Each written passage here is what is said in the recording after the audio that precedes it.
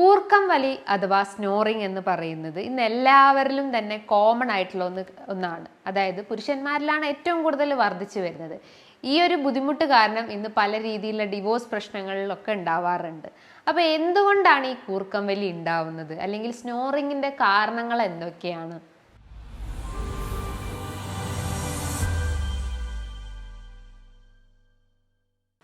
മെയിനായിട്ട് അവരെ upper respiratory ട്രാക്റ്റിൽ ഉണ്ടാകുന്ന എന്തെങ്കിലും ഒരു പ്രശ്നമാവാം.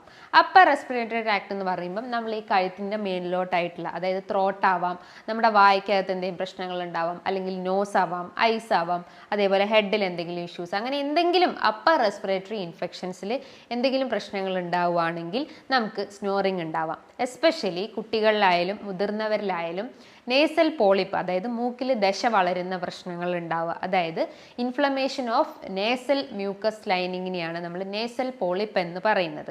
അതായത് മൂക്കിലുണ്ടാകുന്ന അമിതമായിട്ടുള്ള ആ ഒരു വളർച്ചയെ മൂലം അവർക്ക് ഈ സ്നോറിങ് പ്രശ്നങ്ങൾ ഉണ്ടാവുന്നു. അതേപോലെ തന്നെ ഡീവിയേറ്റഡ് നേസൽ സെപ്റ്റം എന്ന് പറയുന്നത്. ഡീവിയേറ്റഡ് നേസൽ സെപ്റ്റം എന്ന് പറയുമ്പോൾ നമ്മുടെ ഈ ഒരു മൂക്കിൻ്റെ ഫാലം അത് മേ ബി അത് ലെഫ്റ്റിലോട്ടേക്ക് ഡീവിയേറ്റ് ചെയ്തിട്ടുണ്ടാവും, അല്ലെങ്കിൽ റൈറ്റിലേക്ക് ഡീവിയേറ്റ് ചെയ്തിട്ടുണ്ടാവും. അപ്പോൾ അത് മൂലവും ഈ ആളുകൾക്ക് സ്നോറിങ്ങിൻ്റെ പ്രശ്നങ്ങൾ ഉണ്ടാവാം.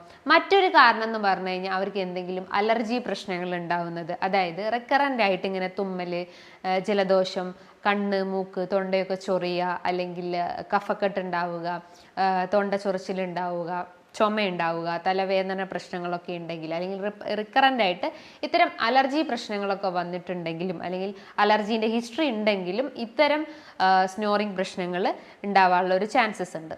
മറ്റൊരു കാരണങ്ങൾ എന്ന് പറയുമ്പം ക്രോണിക് സ്മോക്കേഴ്സ്, അതായത് പുകവലി ശീലം കണ്ടിന്യൂസ് ആയിട്ടുണ്ടെങ്കിൽ, അതേപോലെ തന്നെ അമിതമായിട്ട് മദ്യപിക്കുന്ന ആളുകളിൽ, അതേപോലെ തന്നെ അവർ എന്തെങ്കിലും ടാബ്ലറ്റ്സ്, അതായത് ഹൈ ഡോസ് മെഡിസിൻസ് ഒക്കെ ഡെയിലി രാവിലെയും വൈകിട്ടൊക്കെ ആയിട്ട് എടുക്കുന്ന ആൾ, അതായത് sleeping pills, anti depressant tablets, antacids tablets, അപ്പോൾ ആ ഒരു മെഡിസിൻ്റെ സൈഡ് എഫക്റ്റ് ആയിട്ടും ഇത്തരം കൂർക്കം വലി പ്രശ്നങ്ങൾ ഉണ്ടാവുന്നു. അവർക്ക് എന്തെങ്കിലും ഫാമിലി ഹിസ്റ്ററി ഉണ്ടെങ്കിലും, അവരുടെ പാരൻസിനോ ഗ്രാൻഡ് പാരൻസിനോ ഒക്കെ ഇത്തരം കൂർക്കം വലിൻ്റെ പ്രശ്നങ്ങൾ ഉണ്ടെങ്കിൽ, അതേപോലെ തന്നെ ടോൺസിലൈറ്റിസ് പ്രശ്നങ്ങൾ, അതായത് റെക്കറൻ്റ് ആയിട്ട് ടോൺസിൽസിൻ്റെ ഇൻഫെക്ഷൻസ് വരുന്നു, ടോൺസിൽ സ്റ്റോൺ ഉണ്ടാവുന്ന പ്രശ്നങ്ങൾ ഉണ്ടാവുന്നു. അതേപോലെ തന്നെ അവർക്ക് പെല്ലറ്റ്, അതായത് ഈ ഒരു നമ്മുടെ മൗത്ത് എക്സാമിൻ ചെയ്ത് കഴിഞ്ഞാൽ ഈ ഒരു റീജിയണിലായിട്ട് ഒരു പെല്ലറ്റ് എന്ന് പറഞ്ഞിട്ട് ഒരു സ്ട്രക്ചർ ഉണ്ടാവും. അത് ഭയങ്കര ലാർജായിട്ട് അല്ലെങ്കിൽ വലുതായിട്ടുള്ള ആളുകൾക്ക്, അതേപോലെ തന്നെ റെക്കറൻ്റ് ആയിട്ട് ഇങ്ങനെ അലർജി പ്രശ്നങ്ങൾ, അല്ലെങ്കിൽ റെക്കറൻ്റ് ആയിട്ട് ഇൻഫെക്ഷൻസ് ഒക്കെ വരുന്ന ആളുകളിലും ഇത്തരം കൂർക്കം വലി പ്രശ്നങ്ങൾ വളരെ കോമൺലി കണ്ടുവന്നിട്ടുണ്ട്. നമ്മളൊരു സ്ലീപ്പ് പീരീഡിലായിരിക്കുമ്പോൾ, അല്ലെങ്കിൽ നമ്മൾ ഉറങ്ങി കിടക്കുമ്പോൾ നമ്മുടെ ശരീരത്തിലുള്ള എല്ലാ മസിൽസും ഭയങ്കര റിലാക്സ്ഡ് ആയിരിക്കും, അതായത് അതിൻ്റെ ആക്ടിവിറ്റി വളരെ റെഡ്യൂസ്ഡ് ആണ്. അപ്പം ആ ഒരു റിലാക്സ്ഡ് മൂഡ് ആയതുകൊണ്ട് തന്നെ, അല്ലെങ്കിൽ എസ്പെഷ്യലി ത്രോട്ട് റീജിയനിൽ ഉണ്ടാവുന്ന ആ ഒരു മസിൽസും റിലാക്സ്ഡ് ആയിരിക്കും. അപ്പോൾ ആ ഒരു എയർവേ, അല്ലെങ്കിൽ എയർ ആ ഒരു എയർ പാസേജിലൂടെ, അല്ലെങ്കിൽ എയർ കനാലിലൂടെ പാസ് ചെയ്ത് പോകുമ്പോൾ, ജസ്റ്റ് ഒന്ന് ഇമാജിൻ ചെയ്യുക, രണ്ട് എയർ ഇതിലൂടെ എയർ പാസേജിലൂടെ ഇതിലൂടെ എയർ പാസ് ചെയ്ത് പോകുമ്പോൾ ആ ഒരു ഭിത്തികൾ തമ്മിൽ ജസ്റ്റ് ഒരു കോണ്ടാക്ട് വരും, അല്ലെങ്കിൽ ഒരു ടച്ച് ഉണ്ടാവും. അപ്പോൾ അതുമൂലം, അല്ലെങ്കിൽ അതിലുണ്ടാവുന്ന ഒരു വൈബ്രേഷനാണ് ഈ സ്നോറിങ് എന്ന് പറയുന്നത്. സ്നോറിങ് എന്ന് പറയുമ്പോൾ മൈൽഡ് ആയിട്ടുള്ളതുണ്ടാവും, മോഡറേറ്റ് ആയിട്ടുള്ളതും ഉണ്ടാവും. പക്ഷെ നമ്മൾ ശ്രദ്ധിക്കേണ്ട ഒരു കാര്യം എന്ന് പറഞ്ഞു കഴിഞ്ഞാൽ, ഈ കൂർക്കം വലിയോടൊപ്പം തന്നെ അവർ പെട്ടെന്ന് എഴുന്നേറ്റ്, അല്ലെങ്കിൽ ഉറക്കത്തിൻ്റെ ആ ഒരു സ്ലീപ്പ് നഷ്ടപ്പെട്ടിട്ട് പെട്ടെന്ന് എഴുന്നേറ്റിരുന്നിട്ട് അവർ ശ്വാസം തിങ്ങുന്നു, അല്ലെങ്കിൽ ശ്വാസം എടുക്കാൻ ബുദ്ധിമുട്ടുണ്ടാവുന്നു. ഒരു 10 സെക്കൻഡ് കൂടുതൽ ഇങ്ങനെ ഒരു പ്രശ്നങ്ങൾ ഉണ്ടാവുകയാണെങ്കിൽ അതിനെ കുറച്ചുകൂടി സീരിയസ് ആയിട്ട് നമ്മൾ കാണണം. അതിനെയാണ് ഒബ്സ്ട്രക്റ്റീവ് സ്ലീപ്പ് അപ്നിയ എന്ന് പറയുന്നത്. അതായത് നമ്മളെ ത്രോട്ട് മസിൽസ്, അല്ലെങ്കിൽ ത്രോട്ട് റീജിയനിലൊക്കെ കൂടുതലായിട്ടും ഫാറ്റ് ഡിപ്പോസിഷൻസ് ഉണ്ടെങ്കിൽ, അല്ലെങ്കിൽ അമിത വണ്ണമുള്ള ആളുകളിലൊക്കെ ഇത്തരം സിംറ്റംസ്, അല്ലെങ്കിൽ ഇത്തരം കണ്ടീഷൻസ് വന്നിട്ടുണ്ട്. അതിൻ്റെ ഒരു റീസൺ എന്ന് പറയുമ്പോൾ ഈ ഫാറ്റ് ഡിപ്പോസിഷൻ കാരണം നമ്മളെ എയർവേസ് എല്ലാം കഴിവതും ബ്ലോക്ക് ആയിരിക്കും. അപ്പോൾ കൃത്യമായിട്ട് നമുക്ക് ആ ഒരു സ്ലീപ്പ് പാറ്റേൺ മെയിൻറ്റെയിൻ ചെയ്യാൻ പറ്റുന്നില്ല, അല്ലെങ്കിൽ ആ ഒരു എയർ പാസേജ് കറക്റ്റായിട്ട് അതിലൂടെ ഫ്ലോ ചെയ്യാത്തൊരവസ്ഥ വരുന്നു, അല്ലെങ്കിൽ എയർ കൃത്യമായിട്ട് ആ ഒരു കനാലിലൂടെ പാസ് ചെയ്ത് പോകാത്തൊരവസ്ഥ വരുമ്പോഴാണ് ഈ ഒരു ഒബ്സ്ട്രക്റ്റീവ് സ്ലീപ്പ് അപ്നിയ എന്ന് പറഞ്ഞിട്ടുള്ള കണ്ടീഷൻസ് ഡെവലപ്പ് ചെയ്യുന്നത്. കോമൺലി ഇത് കണ്ടുവന്നിട്ടുള്ളത് പുരുഷന്മാരിലാണ്. അതിൻ്റെ റീസൺസ് എന്ന് പറയുമ്പോൾ മേ ബി അവർ ക്രോണിക് സ്മോക്കേഴ്സ് ആയിരിക്കാം, അല്ലെങ്കിൽ ക്രോണിക് ആൽക്കഹോൾ യൂസ് ചെയ്യുന്ന ആളുകളായിരിക്കാം, അല്ലെങ്കിൽ മറ്റെന്തെങ്കിലും അഡിക്ഷൻസ് ഉള്ള ആളുകളായതുകൊണ്ട് തന്നെ അത് പുരുഷന്മാരിലാണ് ഏറ്റവും കൂടുതൽ കണ്ടുവന്നിട്ടുള്ളത്. ഇതുമൂലം പല ഫാമിലി ഇഷ്യൂസും അങ്ങനെ ഡിവോഴ്സിൻ്റെ പ്രശ്നങ്ങളൊക്കെ വളരെ കോമൺ ആയിട്ട് കണ്ടുവന്നിട്ടുള്ള ഒരു ഒന്നാണ്. അപ്പം നമ്മൾ എന്ത് ബുദ്ധിമുട്ടായാലും അല്ലെങ്കിൽ ഇത്തരം സ്നോറിങ്ങിൻ്റെ പ്രശ്നം ഉണ്ടെങ്കിൽ നിങ്ങൾ അതൊരു നിസാരമായി കാണരുത്. അതുമൂലം നമുക്ക് പല കോംപ്ലിക്കേഷൻസിലേക്കും ലീഡ് ചെയ്യാനുള്ളൊരു ചാൻസസ് ഉണ്ട്. അപ്പം സ്നോറിങ്ങിന് ജസ്റ്റ് ഒരു കൂർക്കം വലി എന്നുള്ള ആ ഒരു ഇത് മാത്രമല്ല, അതിൻ്റെ ലക്ഷണങ്ങൾ പല രീതിയിലാണ് ഓരോ ആളുകളിലും കാണപ്പെടുന്നത്. ചില ആളുകൾക്ക് മൗത്ത് ബ്രീത്തിങ് ഉണ്ടാവാം, അതായത് വായിൽ കൂടെ ബ്രീത്ത് ചെയ്യുന്ന പ്രശ്നങ്ങൾ ഉണ്ടാവുന്നു. ഉറക്കം ഡിസ്റ്റർബ് ആയിട്ടുണ്ടെങ്കിൽ അവർക്ക് തലവേദന പ്രശ്നങ്ങൾ ഉണ്ടാവുന്നു. രാവിലെ എഴുന്നേറ്റ് വരുമ്പോൾ തന്നെ അവർക്കൊരു വീക്ക്നെസ് പ്രശ്നങ്ങൾ ഉണ്ടാവുന്നു. തലയ്ക്കൊരു ഭാരം ഫീൽ ചെയ്യുന്നു. വായൊക്കെ ഭയങ്കര ഡ്രൈ ആയിട്ടിരിക്കുന്നു. ഒരു മെറ്റാലിക് ടേസ്റ്റ് ഉണ്ടാവുന്നു. ഒരു ഡ്രൈ കഫ്, കുത്തി ചുമയ്ക്കുന്ന ഒരു പ്രശ്നങ്ങൾ ഉണ്ടാവുന്നു. അതുപോലെ നോസിനൊക്കെ ഭയങ്കര ഒരു സെൻസിറ്റീവ് ഫീലിംഗ് ഉണ്ടാവുന്നു. ഒരു മൂക്കടഞ്ഞൊരവസ്ഥ വരുന്നു. ഒരു നോയ്സി ബ്രീത്തിങ് ഉണ്ടാവുന്നു. അല്ലെങ്കിൽ ഭയങ്കരമായിട്ടൊരു ക്ഷീണം ഫീൽ ചെയ്യുന്നുണ്ടെങ്കിൽ ഇത്തരം സിംറ്റംസ് ആണ് മെയിൻലി സ്നോറിങ്ങിൻ്റെ കേസസിൽ നമുക്ക് എക്സ്റ്റേണലി പറയാൻ പറ്റുന്നത്. പക്ഷെ പല ആളുകളും ചിന്തിക്കാത്തൊരു കാര്യമാണ് ഇത്രയും സിംറ്റംസ് ഉണ്ടാവുമോ, അപ്പോൾ ഇതാണോ ഈ സ്നോറിങ്ങിൻ്റെ ലക്ഷണങ്ങളെന്ന് പല ആളുകൾക്കും ഡൗട്ടാണ്. പക്ഷെ സ്നോറിങ് എന്ന് പറയുമ്പോൾ ഒരു ഒറ്റ ടേമിൽ നമുക്ക് പറയാൻ പറ്റുന്നതല്ല.